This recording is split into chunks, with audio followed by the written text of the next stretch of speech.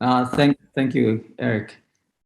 Also, there has been some research on reforestation done through the efforts of Dr. Shane Tutua on Isabel during the Sumitomo days. They did conduct some studies with Sumitomo Forestry on reforesting or looking at the growth rate of tubi or Zangsustem on ironwood on Isabel. Yeah, and that the plot that they had set up was quite successful because they got the tubi trees to grow well, and it was able to regenerate even in a very poor soil. Of course, tubi grows in very poor soil. So my next question is, or my point, and I'll make ask you a question is, it's always been very difficult to translate the research to community efforts and impact. That's always been a challenge anywhere. How do we apply the research that is done and the really nice data that's generated from the research and impact that at a community level so that we see an actual change on the ground? How do we improve this? Yeah, that's a really challenging question. As you mentioned, research by itself is not useful, to the locals. We need to apply that somehow to better their livelihoods.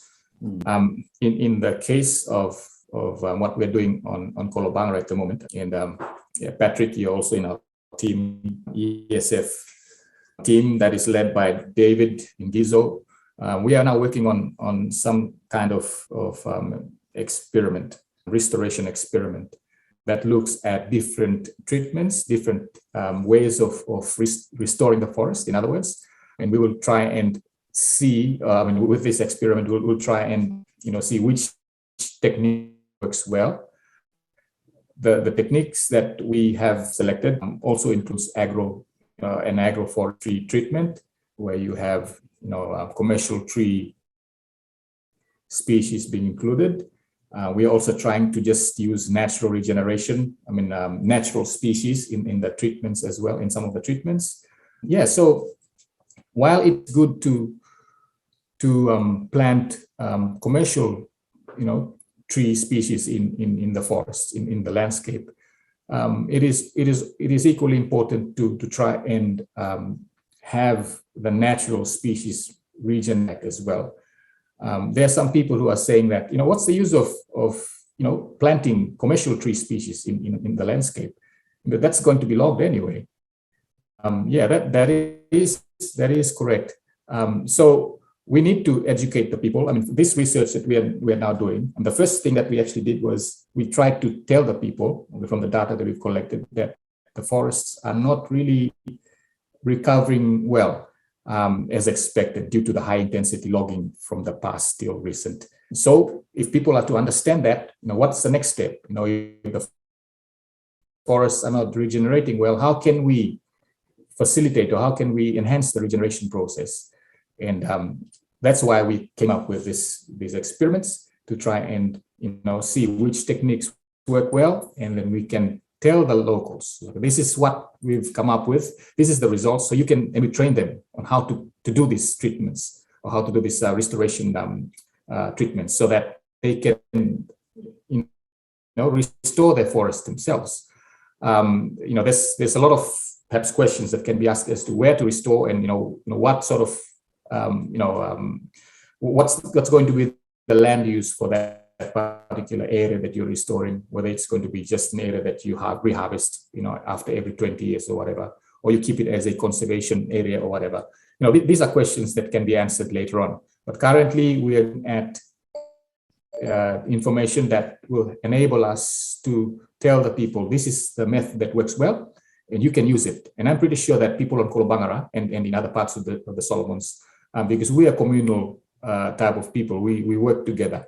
Our culture is very communalistic. So if we had to teach the people on how to go about the restoration methods and which methods work well, we are hoping that they can actually take that on board and do that themselves, provided that we give them some sort of guidance. There might be some costs included as well in terms of equipment and other things.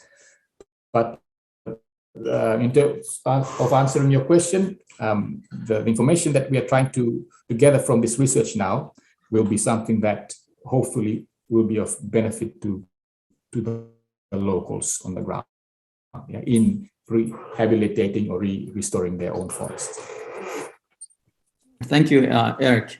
Another point that we can probably make is, we're losing diversity already. So the moment we allow the forest to change in a massive way, and so, like you said, all the biomass changes. I think the important thing as well to consider and highlight is the human needs at the village level, at the resource use level, and to really think carefully about what's next.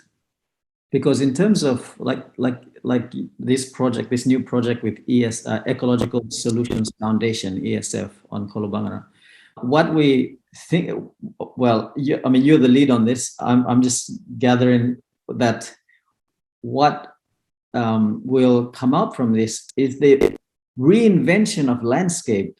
We're thinking about what is needed, and we're doing some trials to really reinvent the landscape, and so that it suits us as humans and people that will utilize these resources, whether it's timber trees like eucalyptus or the commercial timber species, the foreign ones that grow real quick, whether it's our local trees. So the point is, we are looking at human needs and finding our best solution in terms of our needs, but at the same time thinking about maintaining some representation of the original forest. In restoration ecology, we'll never get back to the natural state of the forest. That can take a long time. And that's where we have to think about, where are the buffer zones, where are the protected areas, where are the areas that we will plant and then use again, etc. So I think that project is a very important one. Yes. It can translate many communities in the Solomons. What I think needs to be highlighted as well is a survey on the social needs of those communities. We're looking at the science behind regeneration. I've made this mistake a lot of times too. I've always looked at the science, and in Melanesia, the science has nothing to do with protection. We have to consider the social, the community. Would you like to add anything to that? Yeah, that is very true. This project that we're working on now is a pilot project. We will be doing some social economic surveys as well within the community that we are working in. But there's a larger project that is hopefully coming on board next year, which is going to be funded by Asia. And that is going to be a project that covers the western region, from our right up to Gatokai in the Marobo Lagoon. So that project basically has a social economic component to it as well. So the idea of doing this restoration, yes, it is primarily to restore the forest, but we should be asking ourselves the question, so what sort of forest do we want to see? And what sort of species are needed by the locals? So we're actually giving them, the mandate to choose, okay, yeah, this is, I would like to see, Calophyllum, or I would like to see, some species A, B, C included in the project. Because at the end of the day, they are the ones who are dependent on the forests. So if we are to restore, or if we are to come up with a new forest, it's not, usable, it's not important for the locals, then we make the point. For science, it's okay because we'll be able to, to come up with some data there, which does make sense. But when it comes to the practicality of things, it's not going to really help. And as you mentioned, in the Pacific region, people needs to be included in any science-related, investigations or initiatives. So people are important because we are the ones, we're the custodians of the land. And as I'm pretty sure that you understand this because you are a local as well. And myself, we are very much tied to the land. So yes, any research that is done in the Solomon, so let's say in the Pacific region, needs to have this human aspect and has to be something that will come up with the information that is useful to the locals. And it's not only you who made the mistake in the past. Now, I think I actually had a different perception to research as well when I started. And in the, previously when we had people coming in, they were doing, they were testing theories. They were doing all this great stuff that wasn't really useful to the people on the ground. Now we've got Jared Diamond coming in, for example, looking at, biogeography and distribution of birds and all this, that is important to the science. I mean, to the global science. But if you to think of a family sitting in a village on Kolobangarang, for that matter, doesn't really impact them in a way. I'm not saying that the science is bad. It's really important. Humans on the ground who are actually dependent on the landscapes that we are studying are equally important as well. So we need to take them into consideration.